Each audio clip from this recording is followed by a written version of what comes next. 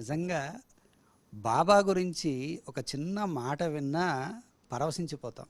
అందులో గురువారం రోజున చూడండి, ఇవాళ బాబా గారు పండరీనాథుని అవతారంలో మహారాష్ట్రలో అందరూ కూడా పాండురంగడి భక్తులు సాక్షాత్తు బాబావారిని పండరీనాథుడిగా భావించి ఆ పండరీనాథుడే మరలా సాయినాథు రూపంలో వచ్చారని అర్చిస్తూ ఉంటారు.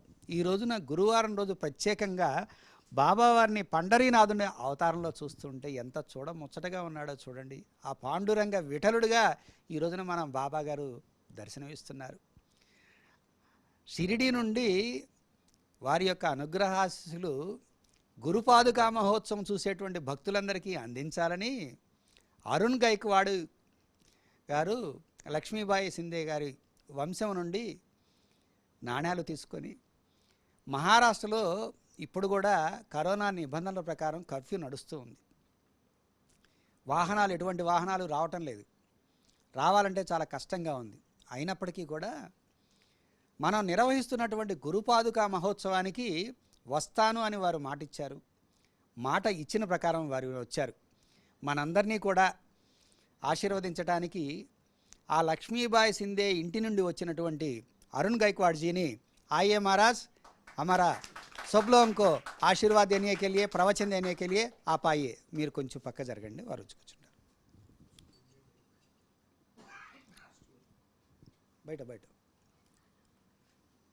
बैठ सकते हैं ना आप ऐसा? माइक आपका शुभ नाम और इंट्रोडक्शन. हाँ, ऐसा नहीं है, आ जाता. ओम साईनाथाय नमः। मैं अरुण गायकवाड़ लक्ष्मीबाई शिंदे जी का ग्रेट ग्रैंडसन हूँ और जो बाबा को लक्ष्मीबाई के बाद उनकी बहू सोनूबाई और उनकी बेटी शैलजा माँ का बेटा हूँ. हम लोग शिरडी में रहते हैं और बाबा को लक्ष्मीबाई ने 45 साल खाना खिलाया. शुरू में बाबा को भाईजामा जो बाबा उनके घर पे भिक्षा मांगने के लिए जाते थे, तो उन्होंने जब बाबा भिक्षा मांगने नहीं जाते थे उनके घर, तो उस दिन वो खाना लेके द्वारका माई में जाती थी. तो उन्होंने 15-16 साल सेवा किया. वो गुजर जाने के बाद लक्ष्मीबाई जी ने एक दिन अपना घर का सामान लाने के लिए वहाँ पे द्वारका माई के सामने जो आज दुकान है जहाँ पे बाबा के फ़ोटो लॉकेट बेचते हैं, तो वहाँ पे घर का सामान मिलता था. तो वो सामान लाने के लिए वो गई. तो उन्होंने बाबा ने उनको देखा कि लक्ष्मी माँ आई है, तो बाबा ने मस्जिद मीन्स आज उसको द्वारका माई बोलते हैं, तो द्वारका माई से आवाज़ दिया लक्ष्मी माँ. तो वो ज़रा सरप्राइज़ हो गई, आश्चर्यचकित हो गई कि बाबा को तो मेरा नाम मालूम नहीं है और बाबा ने मुझे नाम लेके पुकारा है. तो वो गई बाबा के पास, क्योंकि वो मुश्किल से कितना 14 साल की होगी, क्योंकि वो ज़माने में शादियाँ बहुत जल्दी होती थी. तो शादी करके वो शिरडी गांव में बाहर गांव से आई थी. तो वो गई और बाबा को पूछा. बाबा तो फ़कीर थे, द्वारका माई मस्जिद में बैठे थे. तो बाबा को पूछा उन्होंने कि बाबा क्या चाहिए. तो बाबा ने उनको बताया कि लक्ष्मी माँ मुझे भूख लगी है, खाना लेके आइए. तो खाना लेके एक फ़कीर ने खाना मांगा है, तो वो अपने घर गई और खाना लेकर द्वारका माई में आ गई. तो बाबा ने क्या किया कि पहले वो सब खाना जो बाबा के आजू बाजू में इर्द गिर्द में जो कुत्ते बैठे थे उनको दे दिया.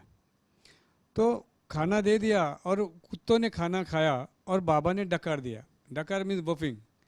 तो वो ज़रा सरप्राइज हो गई, क्योंकि पेट फुल होने के बाद, स्टमक फुल होने के बाद डकार आता है, लेकिन खाना तो कुत्तों ने खाया और बाबा ने डकार दिया. तो वो उन्होंने बाबा को पूछा, बाबा मैं इतना खाना बना के लेके आई और आपने कुत्तों का धन कर दिया. मतलब धन मीन्स खाना लक्ष्मी है, तो कुत्तों का धन कर दिया. तो फिर बाबा ने उनको समझाया कि लक्ष्मी माँ कुत्तों की भूख और मतलब जानवरों की भूख और इंसान की भूख एक जैसी होती है, उसमें कोई अंतर नहीं रहता है. तो ऐसा उन्होंने उनको समझाया कि अन्नदान श्रेष्ठ दान है. तो मतलब बाबा ने वो लीला रचा के पूरी दुनिया के लिए, वर्ल्ड के लिए एक मैसेज दे दिया कि अन्नदान श्रेष्ठ दान है. और उसके बाद फिर वो घर गई, फिर नया खाना बनाकर लेके आ गई और बाबा को दे दिया। तो बाबा ने वो पूरा खाना खा लिया। फिर बाबा को उन्होंने, लक्ष्मीबाई जी ने बताया कि बाबा अभी आप भिक्षा मांगने के लिए नहीं जाइए, आप अभी, मैं आपको खाना लेके आती रहूँगी।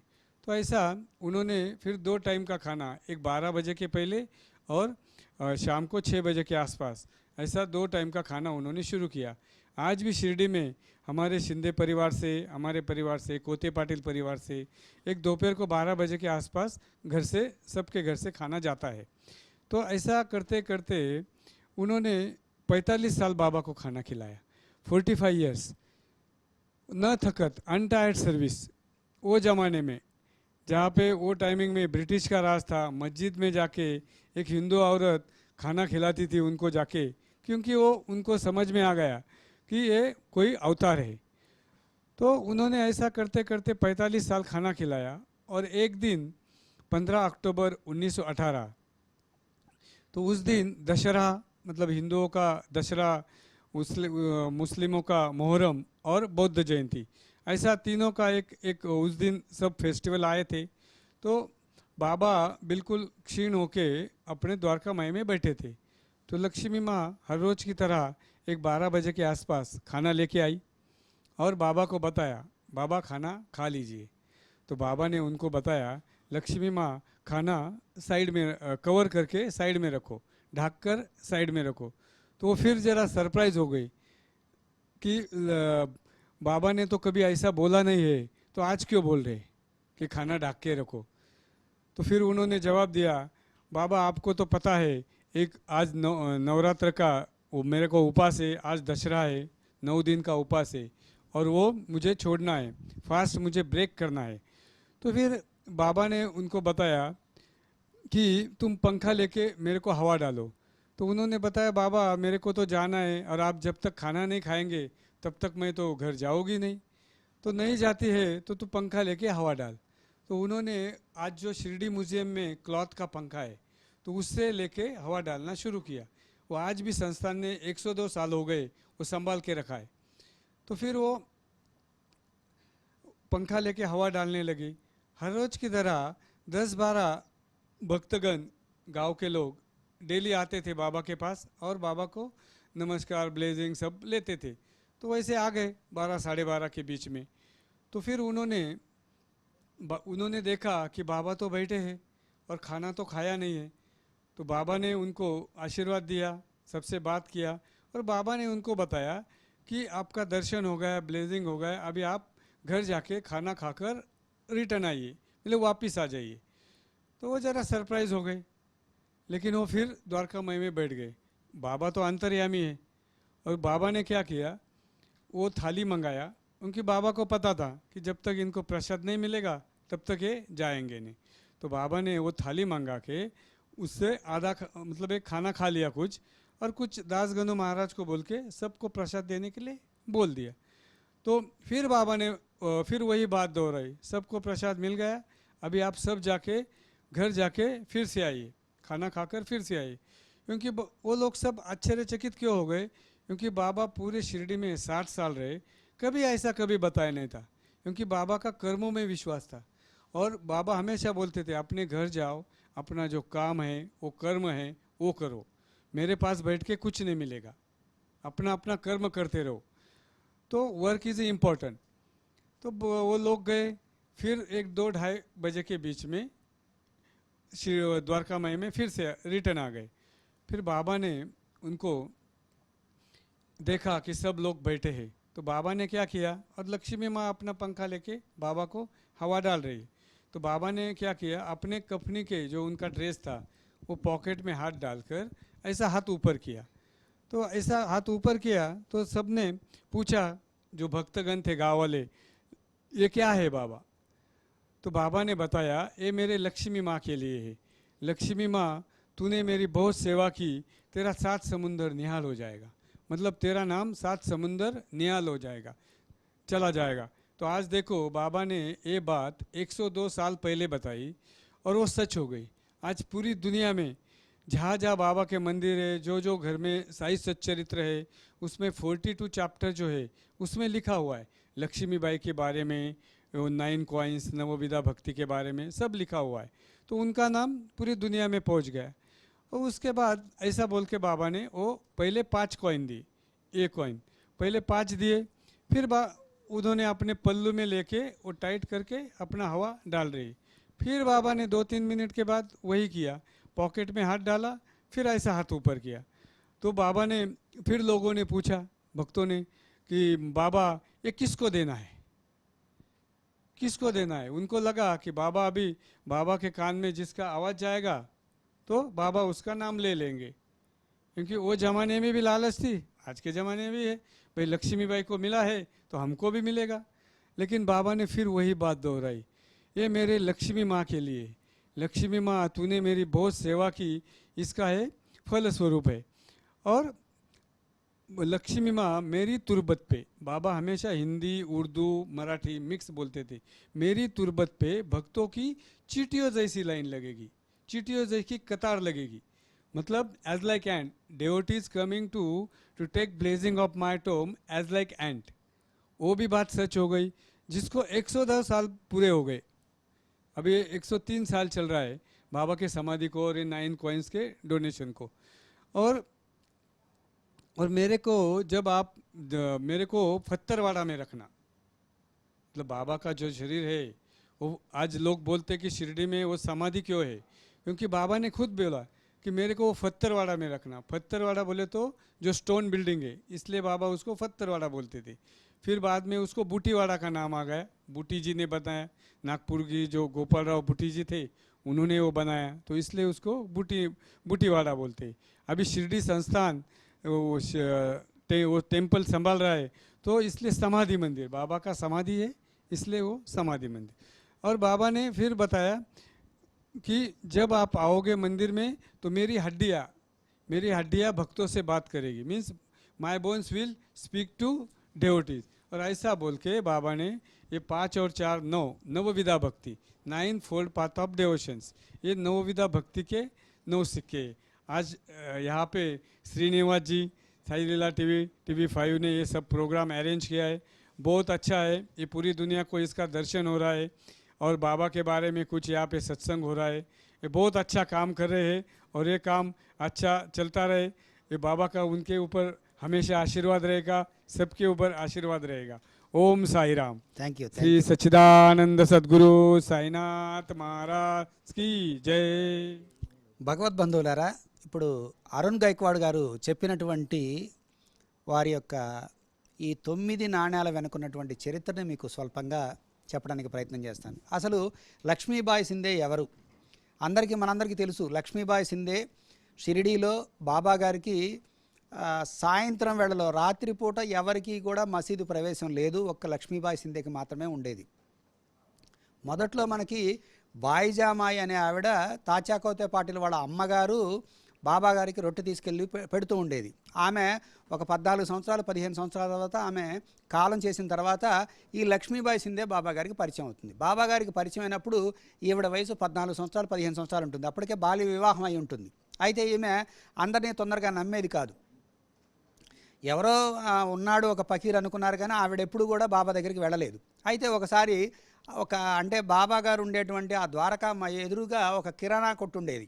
ఆ కిరాణా కొట్టు దగ్గరికి వెళ్ళి సరుకులు తెచ్చుకుందామని ఆమె అక్కడికి వెళ్ళింది. అక్కడికి వెళ్ళినప్పుడు బాబా గారు ఆమెని లక్ష్మీమా అని ఆయనే పేరుతో పిలిచారు. పిలిచేటప్పటికి నేనెవరో పరిచయం లేదు, ఈ ఫకీర్ నన్ను పేరుతో పిలుస్తున్నాడే అని చెప్పేసి ఆవిడ విని సంతోషపడి ఏం కావాలని అడిగింది. అమ్మ నాకు ఆకలి అవుతుంది అని చెప్పారు బాబావారు. చెప్తే ఆమె ఇంటికి వెళ్ళి ఆ రొట్టె తయారు చేసుకుని తీసుకొచ్చింది. తీసుకొని వస్తే ఆయన ఏం చేశారంటే ఆ రొట్టెని తీసుకొచ్చి కుక్కగా పెట్టారు. కుక్క పెడితే కుక్క తిన్న తర్వాత ఈయన త్రేపులు తెచ్చారట, అంటే కడుపు నిండింది నాకు అని. ఇక్కడ ఒక సందేశాన్ని మనకి లక్ష్మీబాయి సింధే గారి ద్వారా మనకు అందిస్తున్నారు ఆయన.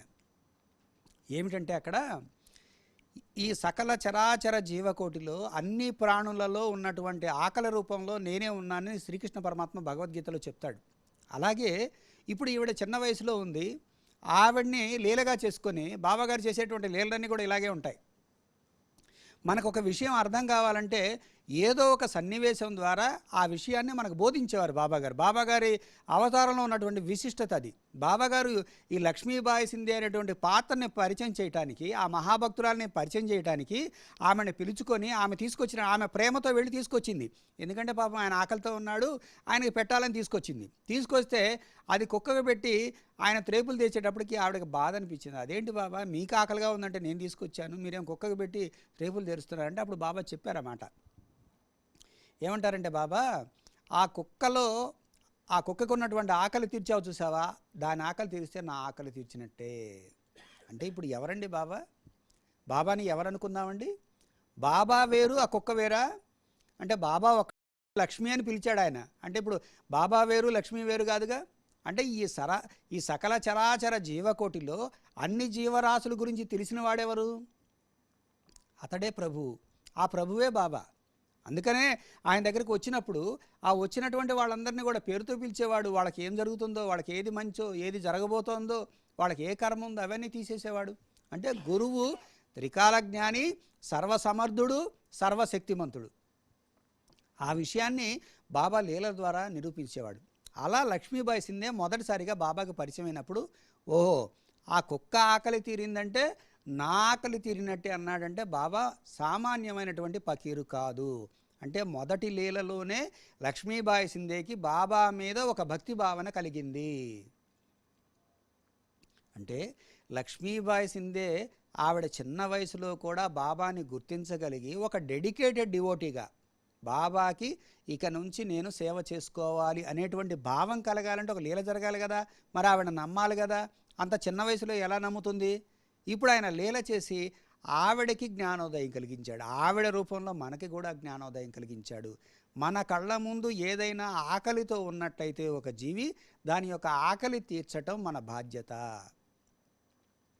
తండ్రి ఏం చేస్తాడు, తల్లి ఏం చేస్తుంది? తన బిడ్డలు ఆకలి తీరిన తర్వాతే మన తల్లిదండ్రులు తింటారు. బాబానే తల్లి తండ్రి కాబట్టి ఆయన ముందు ఆయన బిడ్డ అయినటువంటి కుక్క బాధపడుతుంటే చూస్తూ ఉంటాడా?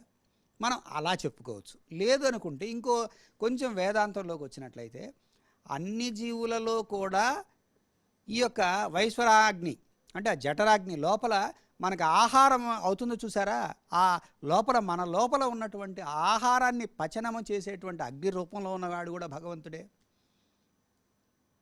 మీరు గ్యాస్ పొయ్యి వాడండి, లేకపోతే కట్టెల పొయ్యి వాడండి, బొగ్గులు పొయ్యి వాడండి, పొట్టు పొయ్యి వాడండి, ఏదైనా వాడండి, లోపల నుంచి వస్తుంది ఏమిటండి? అగ్నేగా. ఆ అగ్నేగా ఉడికిస్తుంది. మరి కుక్కలో ఉన్నది అగ్నే, మనలో ఉంది కూడా అగ్నే. మనం తిన్నప్పుడు ఆకలి అవుతుంది కదా, అజీర్ణం అవుతుంది కదా. అజీర్ణం అవ్వాలంటే అది ఉంటేనే కదా జీర్ణం అయ్యేది. కాబట్టి అక్కడ ఉన్న పరమాత్మ నేనే, ఇక్కడ ఉన్న పరమాత్మ నేనే. ఎంత గొప్ప వేదాంతం చెప్తున్నాడో చూడండి. అక్కడ మనము జీవుల్ని ప్రేమించాలి అని ఆయన జీవుల మీద ఉన్నటువంటి ప్రేమ ఎంత గొప్పగా వివరించాడో చూడండి. సహజంగా ఆడవాళ్ళు ఎవరైతే ఒక మహనీయుడు కానీ అవతార పురుషుడు కానీ వెళ్ళినప్పుడు, ఆయన దగ్గరికి వెళ్ళినప్పుడు వాళ్ళ చర్యల్ని బట్టి ఆకర్షితులవుతారు. వాళ్ళని గమనిస్తూ ఉంటారు. వాళ్ళ ప్రవర్తన, వాళ్ళ ఆలోచన, వాళ్ళ మాట తీరు, వాళ్ళ హావభావాలు, వాళ్ళ విన్యాసాలన్నీ చూసి అప్పుడు మాత్రమే విశ్వసిస్తారు.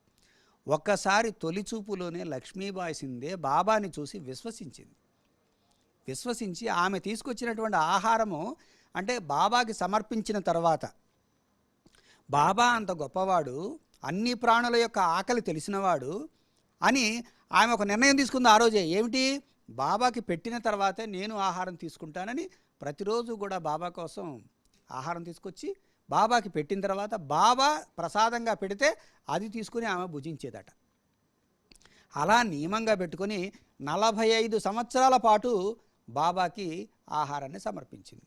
అలా సమర్పిస్తూ చివరి రోజు 1918వ సంవత్సరం అక్టోబర్ 15వ తేదీ మంగళవారం రోజు మధ్యాహ్నం ప్రతిరోజులాగే ఆహారం తీసుకుని వస్తే బాబావారు ఆమెను ఆహారం పక్కన పెట్టి మూత పెట్టి ఆమెను కూర్చోమన్నాడట. రోజు అట్లా చెప్పేవాడు కాదు.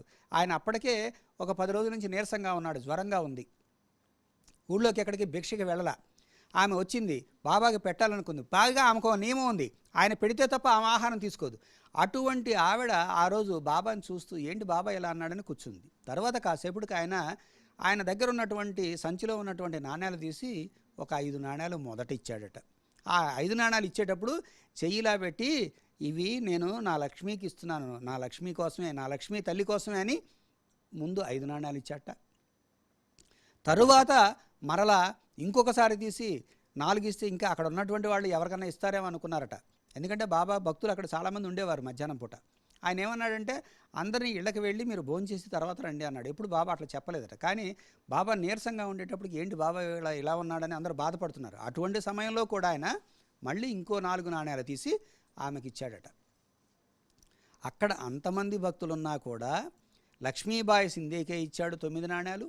అలాగే షిరిడీలో అనేక మంది భక్తులు పరిచయం ఉన్నా కూడా సాయంత్రం వేళ ఏ స్త్రీకి కూడా షిరిడి బాబాగారు ఉండే చావడిలో ఉండేవండి, ద్వారకామాయిలో ఉండండి, వేరే స్త్రీకి ఎవరికీ ప్రవేశం లేదు. ఒక్క లక్ష్మీబాయి సింధేకి మాత్రమే ప్రవేశం.